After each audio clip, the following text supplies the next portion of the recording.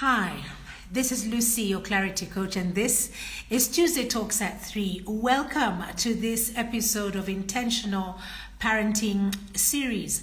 This is where we look at what is important in our lives, especially when you have adult children. Now, we are commemorating the World Mental Health Day in as short as a few days. And the theme this time is mental health or mental wealth in the workplace, however you want to put it. But it's all about prioritizing mental health and in the workplace specifically.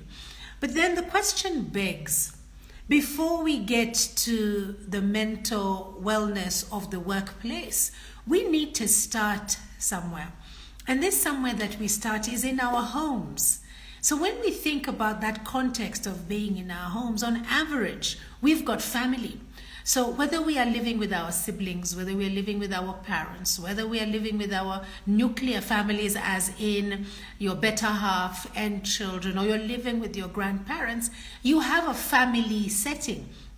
And when you have this family setting, mental wellness is key for you to thrive together. So even before we get to a workplace, and workplace does not necessarily mean going to a place where you are employed. It could easily mean that you're going where there's a gathering of people where tasks need to be done. So bringing people together. And when you bring people together, you are able to see that this is, how shall we say, this is an opportunity for you to reach a point where you're understanding what your mental wellness is all about, because it is key.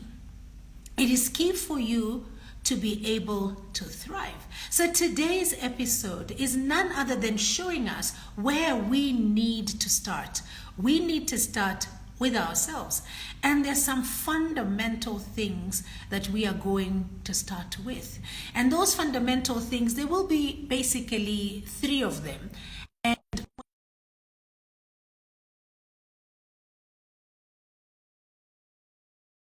he is going to assist us in understanding better as to what we need to do. My guest today is Alice Njambi, and she'll be coming on. I'm looking for her here.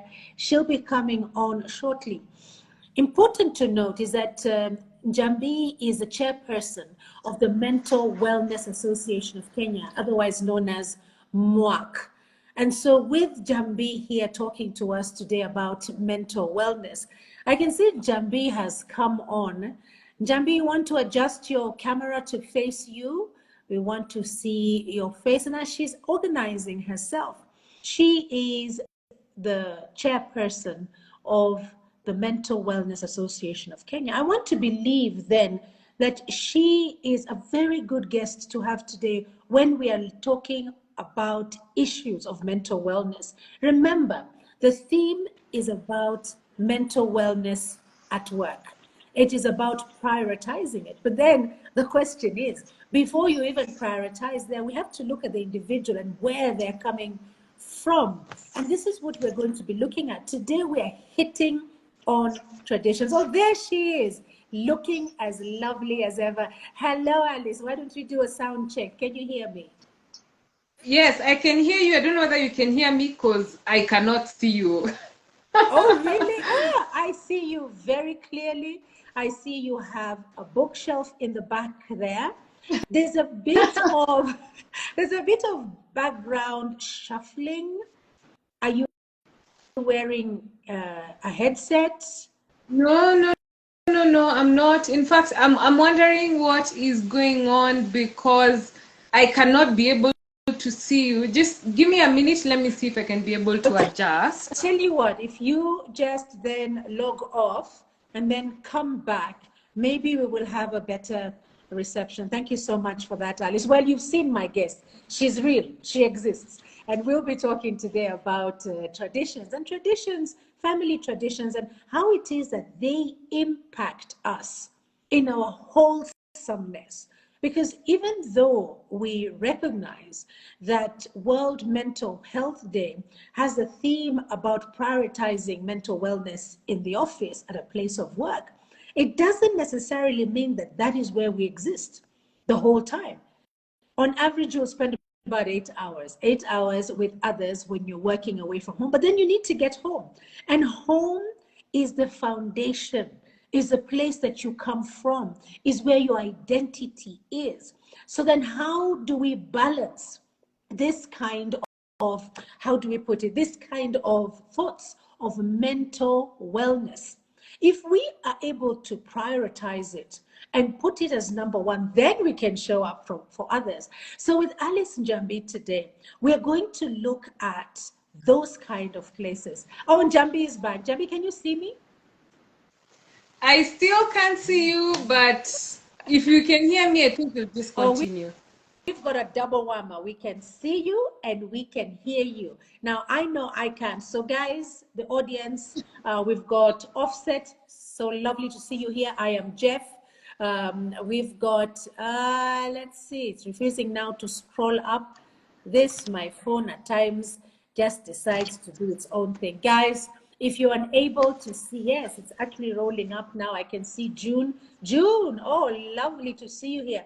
June is a student at the JKUAT that you're going to be at later on this week, Alice. I can see him, Kadish. Okay, the rest is not loading, but guys will come on and catch us as we speak.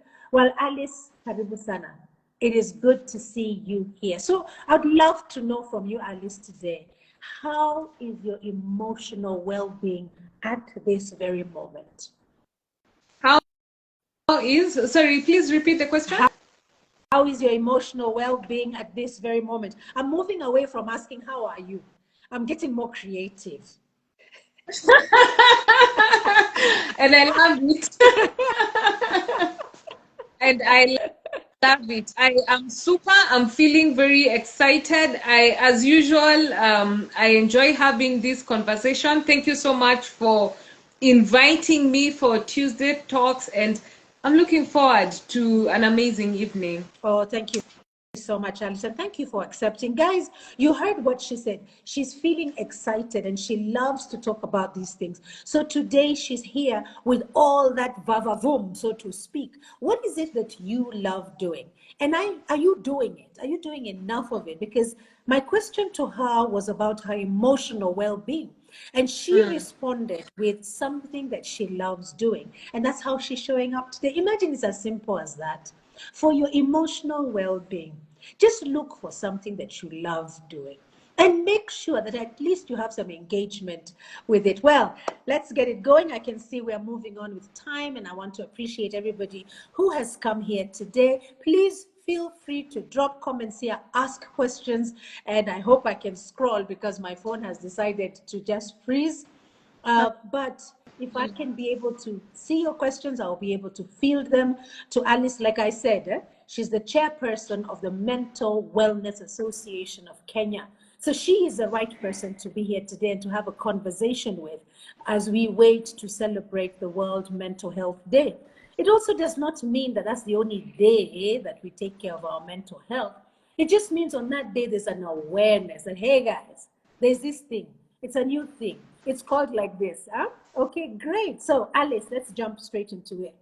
Okay. My question to you is, in what ways do you think family traditions impact our mental and emotional well-being? Thank you, Lucy. That is such a good question, yeah?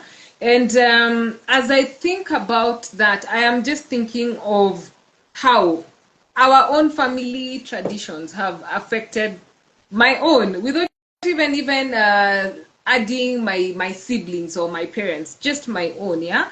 And I love that you're having this conversation because it will bring out so much of what you've been talking about and beyond.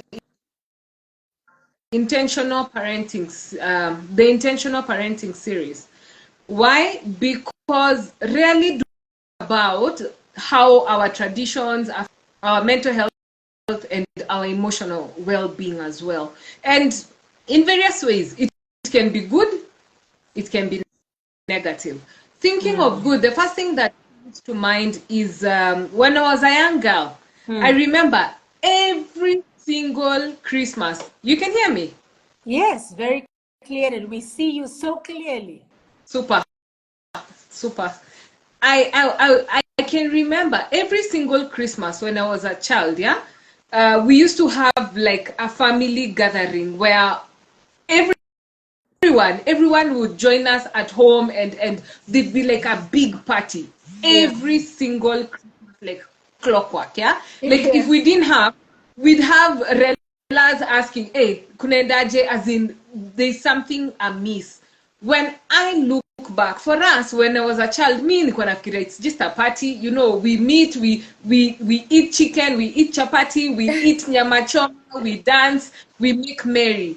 But Yes. when think about it, yeah, there was this sense of belonging. There was this connection that was happening in that space, yeah, Yes. which which is very good, which is very good for our mental health and well-being. I can tell you right now, one of the things that most people are struggling with right now is loneliness. Oh. Loneliness, why? Because we've gotten to be in this space of society where it's, I mean, Lucy, you're on your own. Kila mtu akae peke yake. You know, you just Yes. sort yourself out. We that sense of community, that sense of, you know, togetherness is no longer as tight as it was back then. And Yeah. so many people are struggling today. So Yeah. many people are struggling with loneliness, yet this is the most connected a generation has ever been, yeah? Yet it is Yes. the most connected.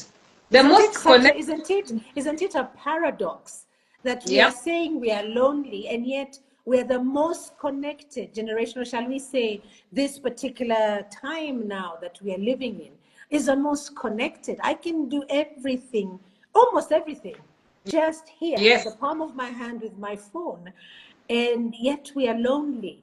Wow, what a statistic. Yeah. Yeah. Most connected generation, most disconnected generation. And I'm so glad we are having this conversation on values, because we are in the space where even the traditions that most families had, like eating together, we are Yes. now eating together, but people are on WhatsApp. You're eating, but the person next to you, like everyone is on their phone.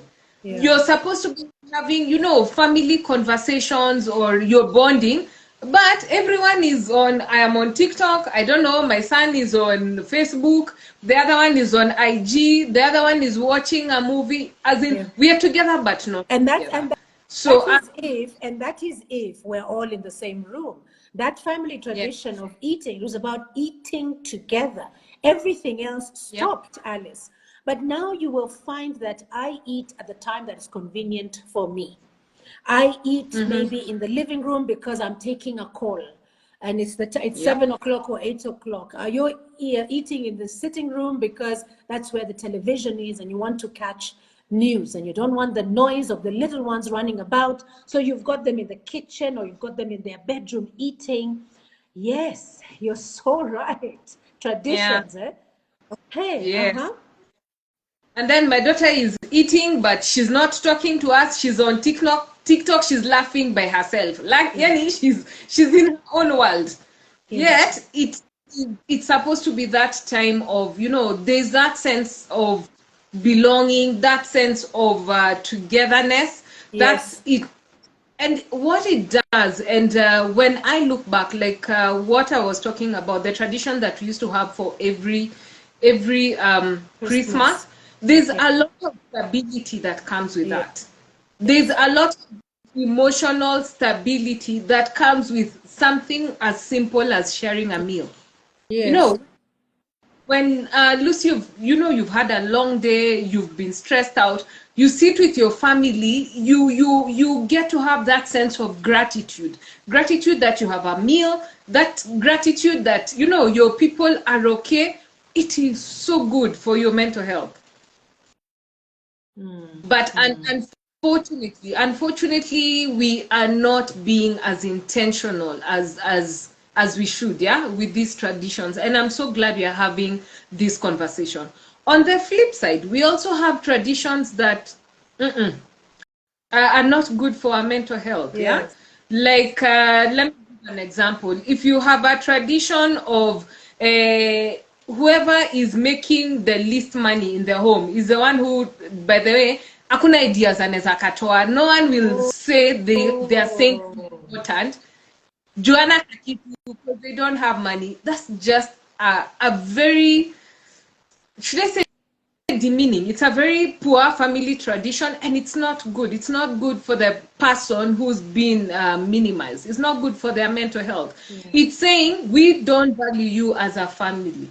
And imagine if the closest unit to me does not value me, what about them out there? So there are traditions, yeah, can either be good or can either be good for our mental health, or they can do the exact opposite, yeah.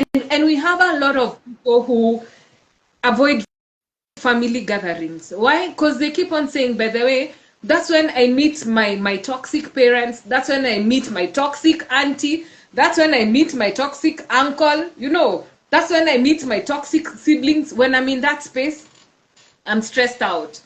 And so I don't even want to go home. And as we're talking about this, we're almost getting to December, right? And there's a research I came across, and it was saying for many people, for many people, December happens to be their loneliest month. Why? Because work, yes. For most of our organizations, the work, you know, like I remember when I was employed, I think by 22nd of the month, we'd all like break, yeah? So guys would only report when they're on duty. So you have all this time because you've gone for holidays, but then you can't go home because home is that place that is supposed to give you peace. Yes. But now it is the opposite. It is the one thing that is stealing your peace. Then everyone else is involved in their spaces. Umebaki peke yako with your TV staring, you know, people have left, either people have gone for holidays or they've gone to shags. Loneliness creeps in, yeah? And it's such a big thing. It is, especially in the month of December, that period, yeah? It is such a big thing, and I'm so glad we're having this conversation now, because somebody, maybe someone who's engaging with us in this conversation, or will watch on replay, or will watch when it is shared, they're going to pick something, and their lives or their families are going to be transformed because of this conversation. Wow, thank you so much, Alice. We are answering the question, in what ways do you think that family traditions impact your mental and emotional well-being? And our guest, Alice Njambi, who's the chairperson of the Mental Wellness Association of Kenya, has actually started off on a very high note. She's telling us that family traditions have both a good impact and a negative impact on our mental and emotional well-being. I love that she jumps straight to that example of something we can all relate to, which is holidays. So whether it is festive, whether it is time that we're just coming together on vacation, this is when we are all together and we have a sense of belonging. We have gratitude. We express gratitude. We have emotional stability. We belong. You know, you've got your people. You've got your people. And in this place, you have a space of your own. However, there's a flip side, like she mentions, and she talks about the negative area. And this means one of them actually is so powerful. And I am actually experiencing that in the moment, in that your relevance or your value, your importance is measured by what is in your pocket, what kind of power you have. And so what happens if you are on the negative side of this particular gauge, then you are a person who is persona non grata, so to speak. Nobody is going to be paying attention to you. And as long as the adults treat you this way, so will the children. They may not understand why. The children may not understand why, but they will begin to treat you the same way. So the question is out there. And I'd love for you all to just have a chance to answer. It's nice to see you here, Eunice. Karibu sana. Savoring Moose. That is a special name there, right there. Savoring Moose. Is it Mousse? Savoring, you know, I'm from hospitality background. I'm thinking about somebody savoring a mousse, a chocolate mousse. Lovely to see you, Grace. Grace Lerito, this has been a minute. So good to see you here. Today, we are talking about World Mental Health Day and the theme. The theme is about mental health in the workplace. However, we are starting from the person who goes to the workplace, whatever that workplace is. It could be a space where we have tasks, could be a chama, we call that a workplace. It could be a gathering of people in a project, that's a workplace. It could be at your entrepreneurship, that's a workplace. Your employment, that's a workplace. Whatever it is, even at home, when we are working from home, this is a workplace. So how do I show up as an individual first so that I can come forth and show up in that workplace for mental wellness? And we are tying in the tradition. So please drop in your questions here as Alice Njambi is taking us through her gems. Rita, Miss Rita, you say, good to see you. Lucy, good to see you too. Njeri, karibu sana. Well, Alice, when we are talking about traditions, the thing that comes to mind for me is routines. I am those people. I'm a stickler by definition. That means I thrive where there's order. I thrive where there are routines. So certain things have to happen in a certain way for me to have a meaningful and productive day. If I start off the day on the wrong foot, that means I'm not following my routines. I'm thrown off. I'm thrown off. So what are some of the meaningful routines that can help us, Alice, to be able to come from a place Sorry, I didn't hear that. Kindly repeat. I'm asking, what are some of the types of meaningful routines that can help us to move forward towards having a good impact on our mental and emotional well-being? What are your thoughts on that? Super. That is such a good question. And like I mentioned earlier, this is so aligned with your series on intentional parenting. Yeah. So before we even talk about the routines, I think the most important question we should be asking ourselves is why? Why are we creating those routines? Yeah. So if I want to create a routine on like what we were talking about, sharing a meal with my family, what exactly do I want to achieve from that? Which goes back to us guys understanding our values. So what are these things? What are my values? What are my beliefs that I want to impact? That I want to, to impact those in my workplace or those at home. And the first one that has come to mind, going back to, today, Lucy, you're just taking me back, and going back to my childhood. One of the things that I recall that was so strong, was going to church every single Sunday. It did not matter whether it was raining, whether it was I remember there is a day it was like raining so badly, and Mom was like, "I'm Kenny on the church," and of course I was complaining. I was like, "Mom, can't you see it's raining and all that?" And I've never forgotten what she told me. She was like, "Let me ask, ingekuwa ni siku ya shule, mungeenda shule?" Of course.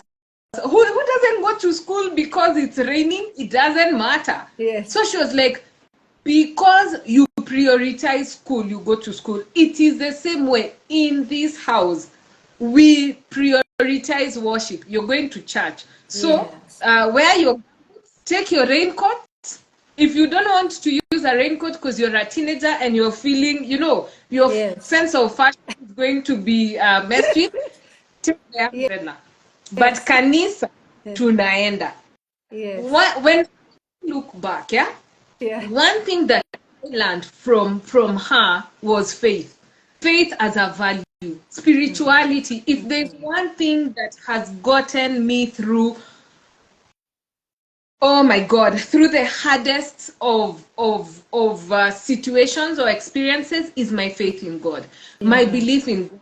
Those times when I was cornered, it is that routine that was instilled in me without even knowing.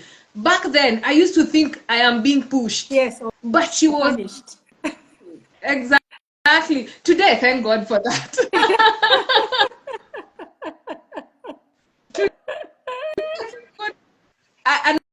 Another thing that I recall back then, and mom would insist, we eat together, Yes.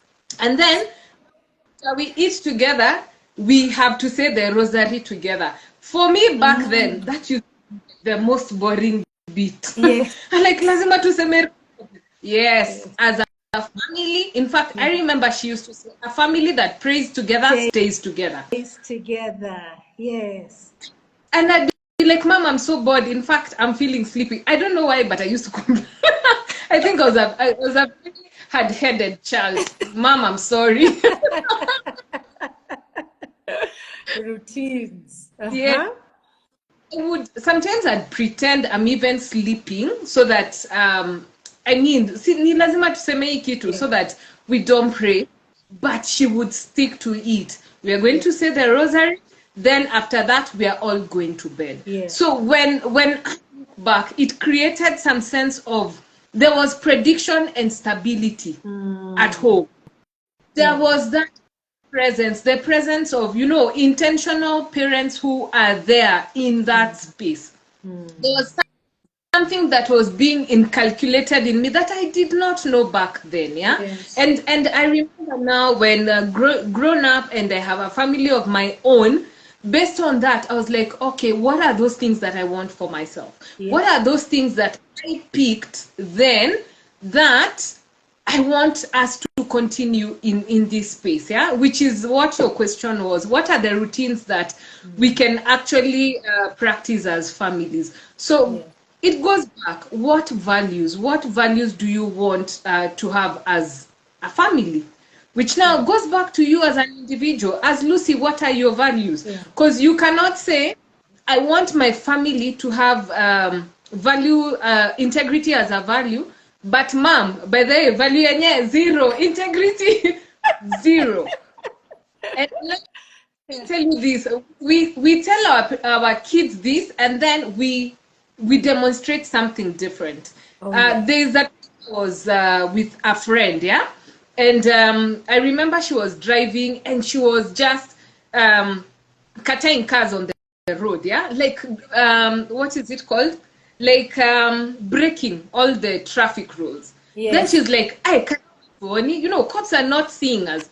And later I was having a conversation with her, and I was like, and you expect your kids to keep the laws at home? And you're the one who literally showing them how to break the rules. Yes. So what? So they have, you have to be a role model. You have to be ready to have those values and then live them. And I think an additional thing is because we are all human, and at times we do break our own value systems, that we would come from a place of calling it and saying to the children, because this particular series about intentional parenting is saying to them, Mommy made a mistake here. I was supposed to do this, so that I fell short of our values as here at home. And why do you think this is? And you have a conversation with the children. Absolutely.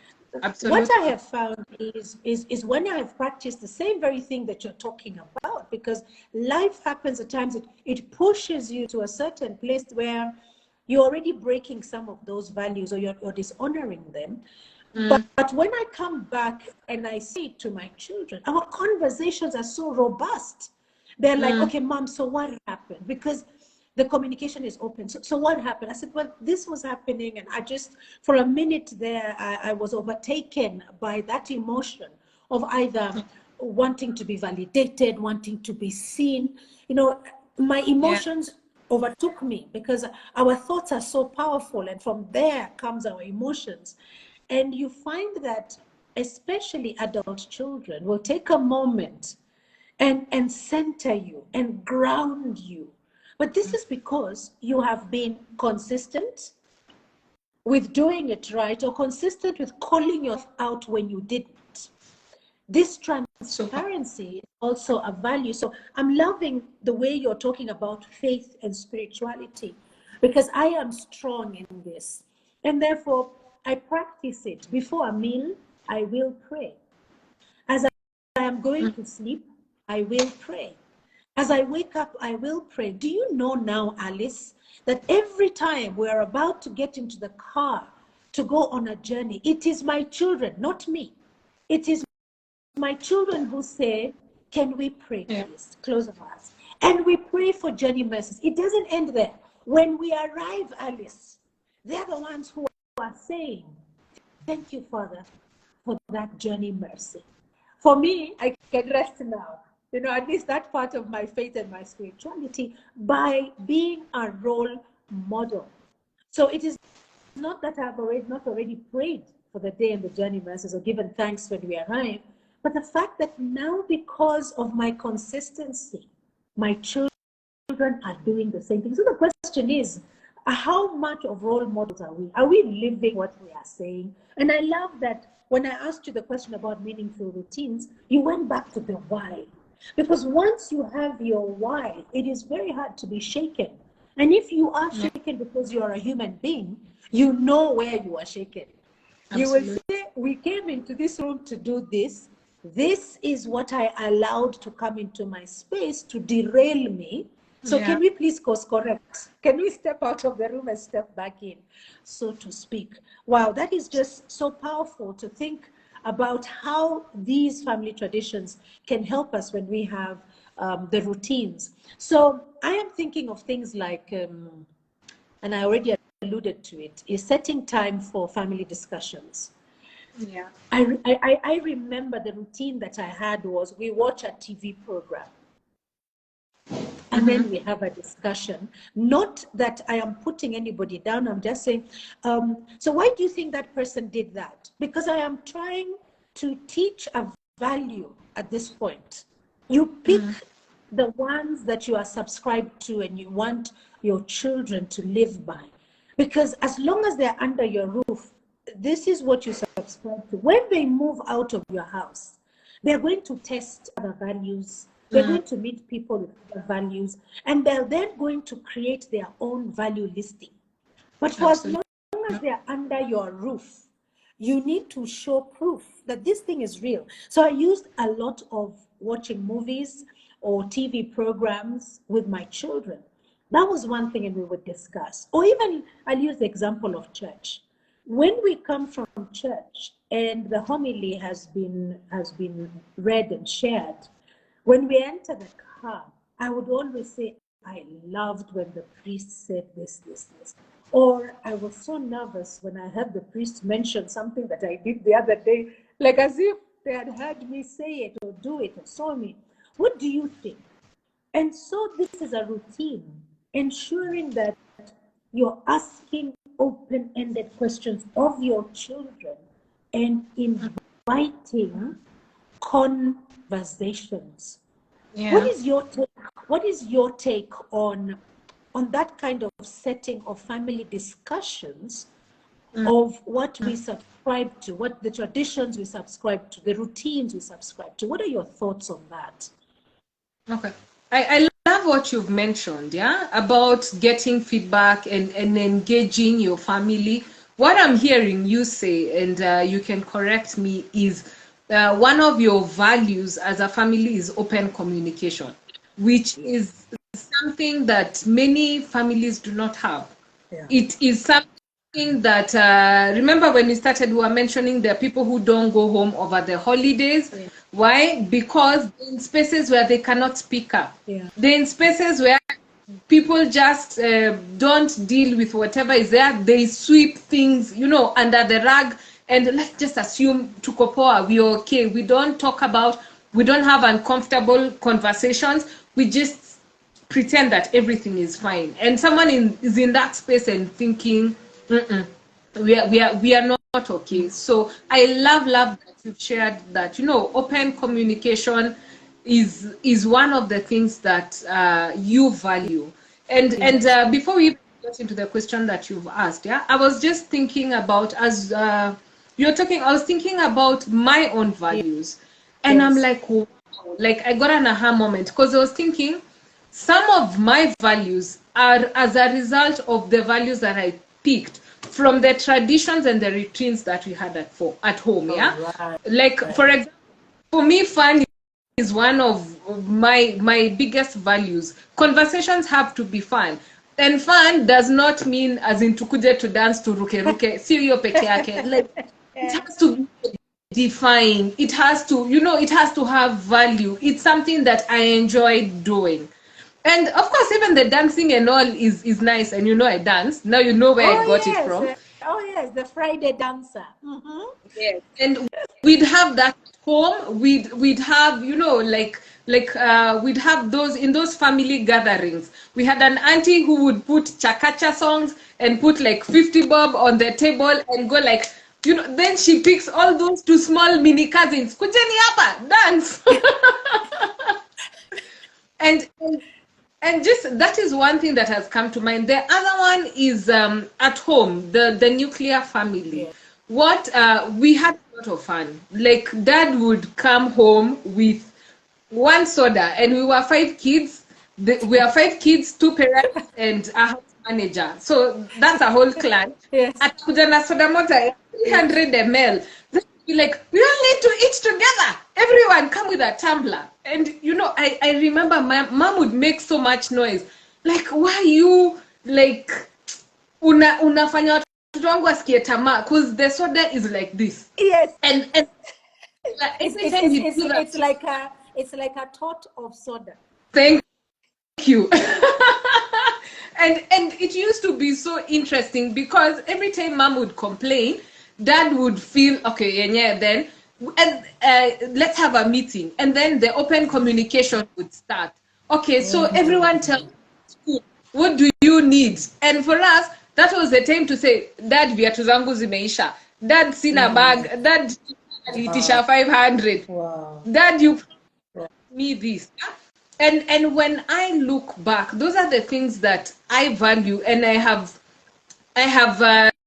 done the same with my own family. And the other one that I picked was gratitude and faith, of course, that I'd mentioned. And Yes. as I was thinking about it, just that, and you mentioned that even for yourself, that prayer before you eat, thank you, Lord, for this meal. The simple things, the way I had my mom talking to strangers, her saying, thank you, you brought this, thank you, you've done this, thank you. I picked it. And I've tried my best. Yeah, I've tried my best to share it with my own children as well. I love that you've said we can only do so much, and then at some point our children become older, and then they can make their own decisions. They can decide what to pick and what to leave. But it's the idea of being intentional. What is it that you're gifting them? What is it that you're giving them that even when they get to that space, deciding whether they want to pick or not, they will have something tangible on the table. Mm-hmm. Thank you for saying that, because in answering that question about your thoughts on family discussions, what you've actually done is reinforced core values and how important they are, because we are setting a foundation. That same child who goes out there is going to start from those core values before they start to look for their own footing in that world out there. So I guess I just want us to go back a little bit, and I want us to look at how those traditions, the spending Christmas together or vacations, the sitting down and having a meal together, the going to church, those traditions and more. How can those traditions, for a parent, and we're talking to parents who have adult children now, so how can those instances of traditions reinforce the core values? Because you mentioned fun. How then can tradition reinforce fun? You mentioned faith and spirituality. How then can that tradition reinforce this? I mentioned open communication. How then can the traditions reinforce those core values? Because when we find this sweet spot, it stops becoming something hard. it becomes something that is easy for us to do. And as I'm thinking about that, the image that's coming to my mind right now is how our grandmothers, and sadly I never met my grandmother, both paternal and maternal, what I could see was happening with my friends when they went to visit their grandmothers. The stories were flowing, but it was just not fun time stories. There was always a message. How did this Shosho, this Gukar, weave these core values into the story so seamlessly that when a situation happened at home, a child would say, you know, even Shosho said, even Gukar said. So my question is coming back to that one of how can these traditions reinforce our core values as parents for the benefit of our children? That's a long question, but there, you've got it. I don't even think it's a long question. I think it's a question that answers itself. Why? Because the more you keep on doing something, the more you repeat it, the more it's reinforced. Let me give an example. You remember when you are learning ABCD back then, when you are a toddler. The more you learned A, B, C, D, the more you sang, the more it became like what, second nature. So the same thing with our family traditions. The more we do them, the more we reinforce them. So I think the not the question rather, but the emphasis would be on our intentions. Why are we reinforcing this? Why are we repeating this? Why is mom saying, wake up and go to church? It doesn't matter whether it's raining.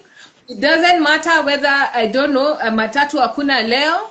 Ingekuwa shule, mungenda shule. Yes. Then, if you'd have stayed home, you can stay at home. But if you are gonna go to school, go to school. So what was that?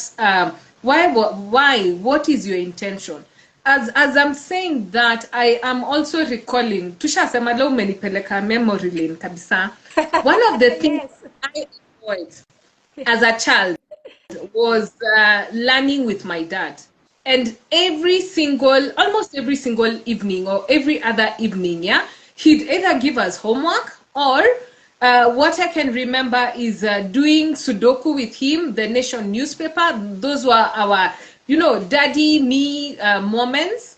I also recall him, he would like pick a textbook and read like a paragraph or a story. Then he says, need dictation, imla. So as I read, you write, and then he would mark. When I look back, when I was a kid, of course, I just thought, that John kutusumbua nataka kutupatia homework.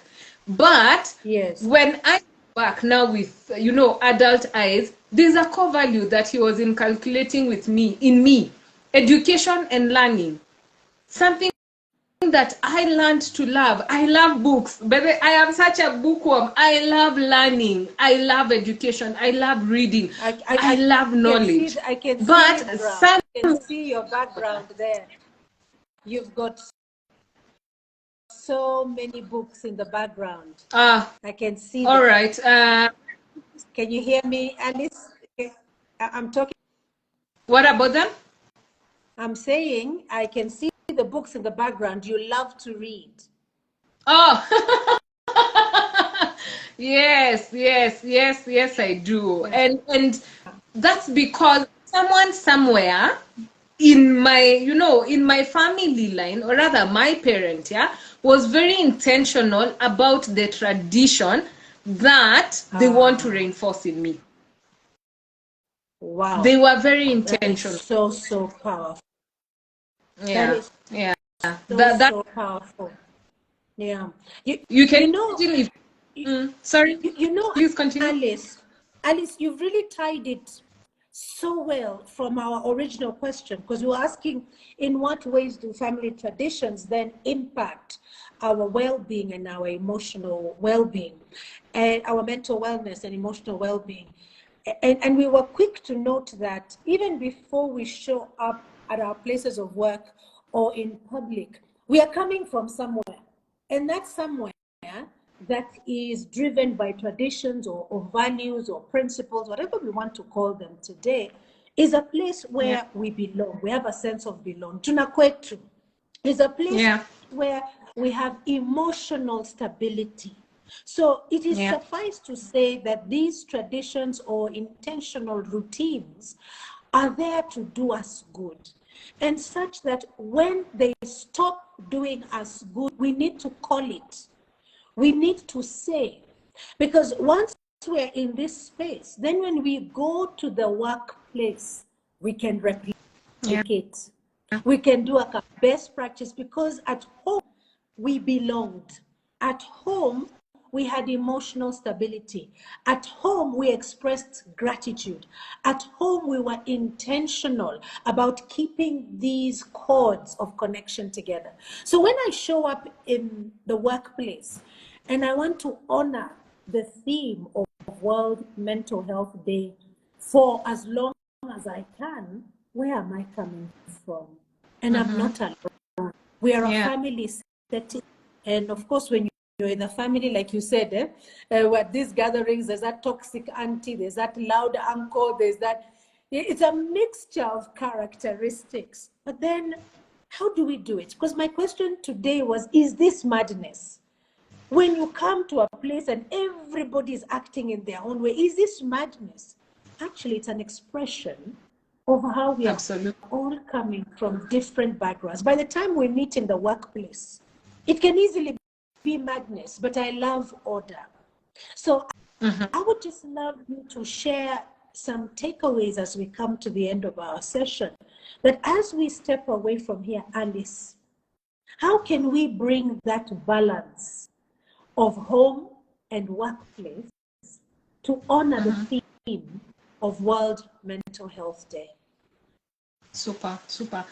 I love how you've tied everything together, especially with the emphasis on two things, the way we behave in our workplaces, is as a result of our background, and most of the time it is very unconscious. Ata tujuangi, by the way. So if you are brought up in a space where there was a sense of connection, we had a very healthy sense of identity, a sense of belonging, which, as I'm thinking about it, connection and belonging is one of there are two of emotional needs of a human being. If they were met, it will affect your mental health positively. You'll be able to relate with others in a healthy manner. Even in the workplace, you'll be able to contribute healthily, But if that was unmet from your background, you're taking the same Alice into this space. The Alice with emotional holes, HOLES, Mashimo. So the Alice with the emotional holes, you don't expect her to be whole and complete at work. No. She'll most likely be the one who is lagging behind, the one who is always having conflict, the one who is serving tea, and by tea I do not mean chai, I mean like gossip, the one who's just, anakoroga tu watu. So it's for us to really understand ourselves, and I'd love for us, all of us, to do an audit. How did my family traditions, the routines that we had, my childhood experiences, how have they shaped the adult I am now? Then how does that shape the adult who is working with other people in that workspace? And it can be good, it can be bad. If it's good, please continue. If it's not healthy, please, there's always room to sit back and say, this is not what I want to create in the workplace. I don't want to be that person. Sorry? Yes, no, I'm agreeing with you.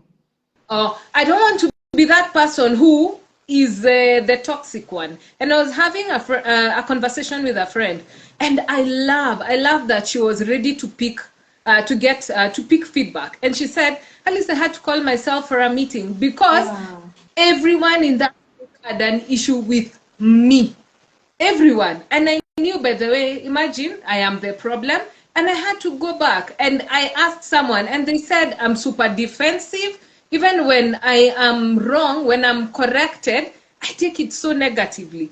And then she told me, I realized it's because I feel like it's a personal attack, because growing up, I always felt like I was being attacked. So I learned how to attack first, protect myself. Yes. I learned how to define myself.